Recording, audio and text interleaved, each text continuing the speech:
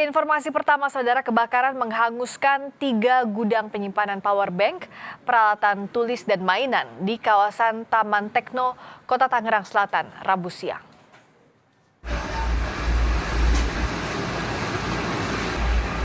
Asap hitam pekat membumbung tinggi saat api melalap deretan gudang penyimpanan di kawasan pergudangan Taman Tekno. Puluhan petugas pemadam kebakaran terus menyemprotkan air ke titik-titik api yang belum berhasil dikendalikan. Besarnya kobaran dipicu banyaknya barang mudah terbakar di dalam gudang serta tiupan angin. Upaya pemadaman sempat mengalami kendala karena terbatasnya hidran di sekitar lokasi.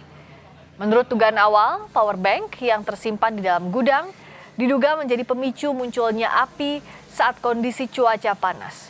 Api berhasil dipadamkan setelah 16 mobil pemadam berjibaku selama 3 jam. Awal kejadian, damkar menerima laporan jam 12.00, personil sampai di lokasi jam 2:10. Nah, kita langsung menuju ke titik api, yaitu ada di gudang aksesoris handphone. Terus merendet ke gudang lainnya, ada 3 gudang, yang ini gudang ATK dan 1 lagi belum diketahui. Nah, untuk kerugian masih dalam penyelidikan.